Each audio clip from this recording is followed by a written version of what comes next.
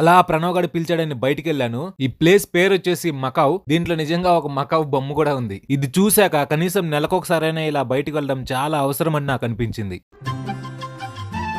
ఏమన్నాడు బాబు?